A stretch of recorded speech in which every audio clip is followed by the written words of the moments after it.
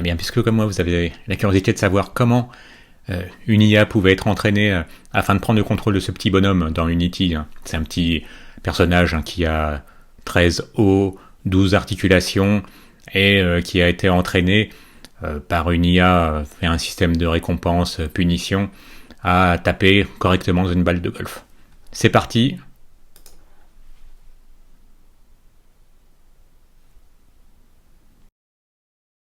Alors le club monte, mais il y a une jambe qui commence à décoller.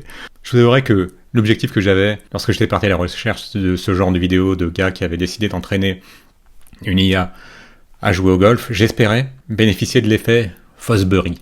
C'est moi qui l'ai baptisé à l'instant. Fosbury, vous vous souvenez, c'est le gars qui a révolutionné en 68, pendant les Jeux de Mexico, le saut en hauteur, sans perche, le saut en hauteur. Et je vous ai juste retrouvé une petite vidéo. Alors c'est pas le vrai Fosbury, là, c'est tiré d'une pub Adidas. Voilà, qui au lieu de sauter soit en ciseaux, soit de sauter côté ventre, donc de sauter avec le nombril face à la barre, avait été le premier à populariser le fait de passer sur le dos.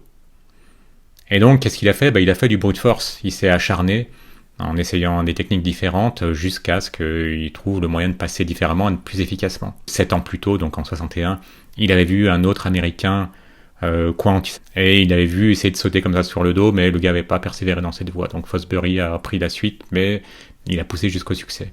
Donc il a eu ce côté brute force. Or, dans la vidéo précédente, il y a eu une remarque qui n'était pas fausse, qui disait finalement l'intelligence artificielle c'est pas vraiment de l'intelligence puisque elle tente des choses en brute force. C'était le cas notamment sur la reconnaissance d'image pour pouvoir reconnaître que sur une photo il y a un chat, un chien, un oiseau. Mais là on peut quand même reconnaître que le côté brute force c'est y aller par une suite de répétitions en essayant ensuite de corriger un paramètre ou un autre. On le fait nous aussi et la preuve donc c'est ce qu'a fait Fosbury jusqu'à réussir à passer. Donc on en revient à l'auteur de la vidéo sur l'IA qui joue au golf. Eh bien ça c'est plus ou moins son accomplissement parce qu'avant ça il a essayé quelque chose de plus simple qui consistait à faire contrôler Spider-Man par une IA. Et là vous pouvez tout de suite remarquer que c'est ce qui est toujours un peu surprenant dans les IA, c'est que nous, en tant qu'être humain, ce qui nous choque tout de suite, c'est que Spider-Man, lui, ça ne le gêne pas d'être soit de dos, soit face à la direction dans laquelle il se dirige.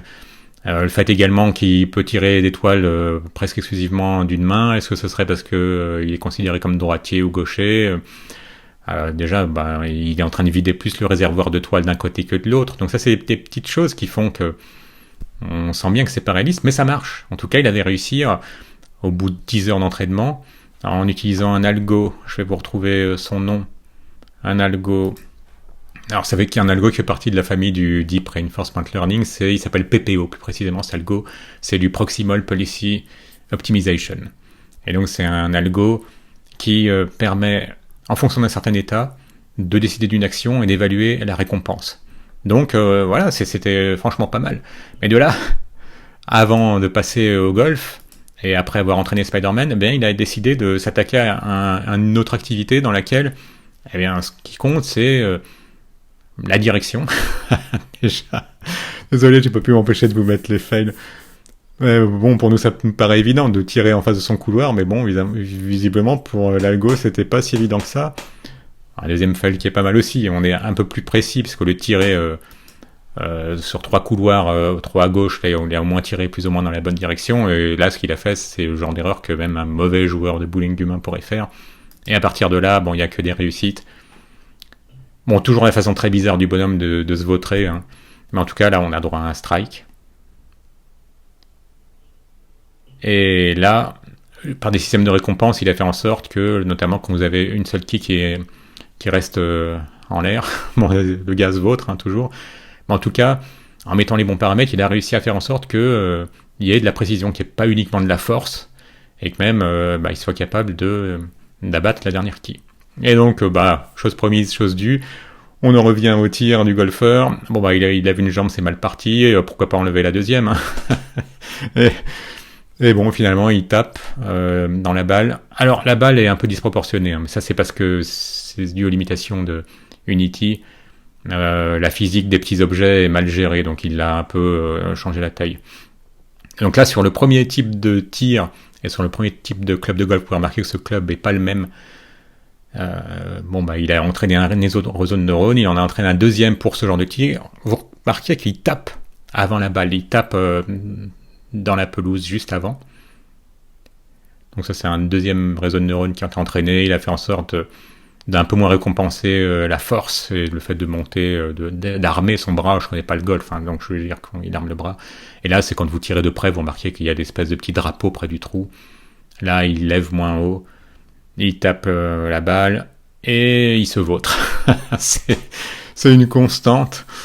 Bon, sans doute que l'entraînement consistait essentiellement à jouer sur la force appliquée dans les bras, la direction des épaules et ce genre de choses.